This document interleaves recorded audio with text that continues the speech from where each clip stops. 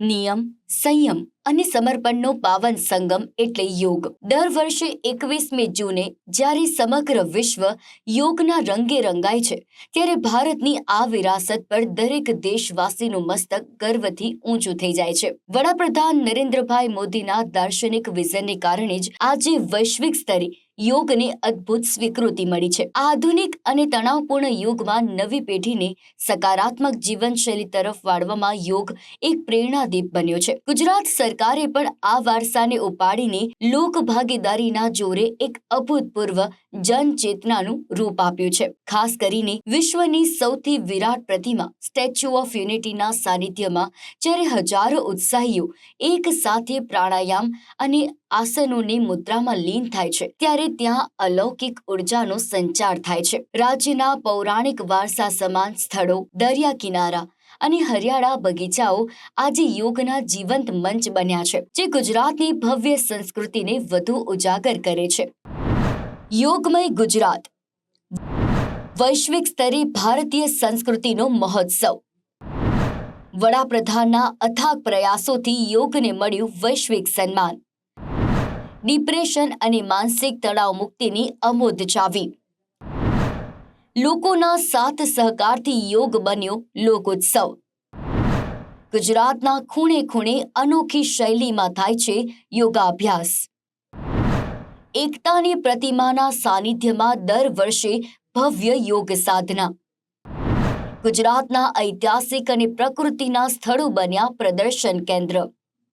વારસાના ગૌરવની ઉજવણી બન્યો એક ખાસ પ્રસંગ. गुजरात ऐतिहासिक स्थलों गूंजशे योगनाद. दुनिया के लोगों के लिए योग आज हमारे लिए केवल पार्ट ऑफ लाइफ नहीं है.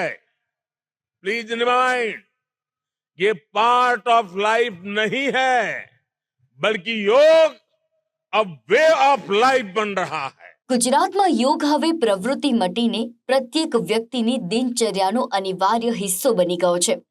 આજની દોડધામભરી જિંદગી અને અસ્તવ્યસ્ત લાઇફસ્ટાઇલ વચ્ચે લોકો માટે યોગ રક્ષણ કવચ બન્યું છે. આ સાધનાએ નાગરિકોમાં નવીન ઉર્જા, ઉત્સાહ અને આંતરિક શાંતિનો સંચાર કર્યો છે. જેમાં સૌથી મોટી વાત એ છે કે યોગ હવે માત્ર શારીરિક ચુસ્તી સ્ફૂર્તિ પૂરતો મર્યાદિત નથી.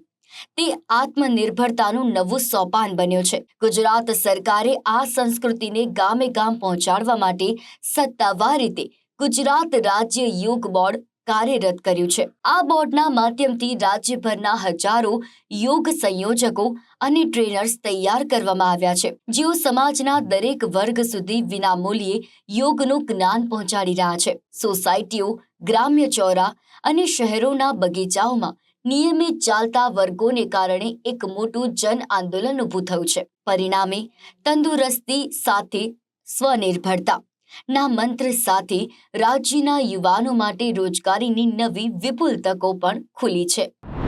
સ્વસ્થ કાયા સદ્ધર આજીવિકા. સશક્તિકરણનું નવું માધ્યમ એટલે યોગ.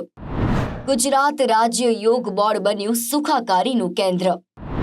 નિરોગી સમાજની રચના કરવા માટે સરકાર મક્કમ.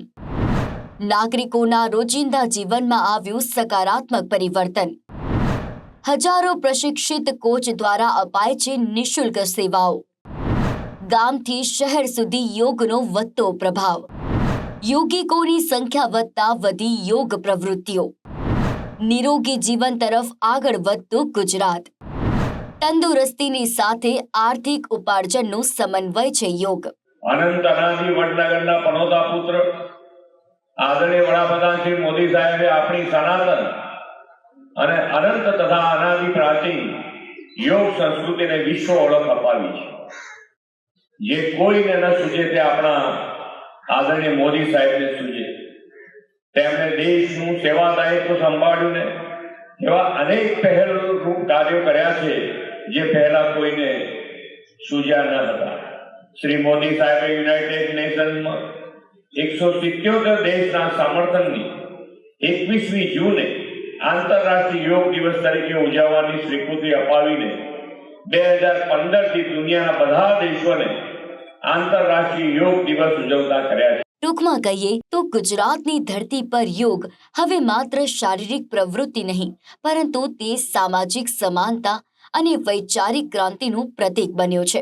નર્મદાના કિનારે સ્ટેચ્યુ ઓફ યુનિટીથી શરૂ થયેલી આ યોગની સરવાણી આજે ગુજરાતના ખૂણે ખૂણે પહોંચીને લોકજીવનને તેજોમય બનાવી રહી છે, જે સ્વસ્થ ગુજરાત, સમૃદ્ધ ગુજરાતનો સંકલ્પ પૂર્ણ કરવા માટેનો આધાર બની છે.